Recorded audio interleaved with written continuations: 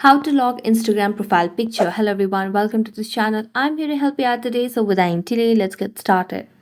So first of all, launch the Instagram application on a device and make sure that you're logged into your account. As you're logged into your account, simply tap on your profile at the top bottom right corner of the screen. Now select on the hamburger icon at the top right corner to go to settings and activity.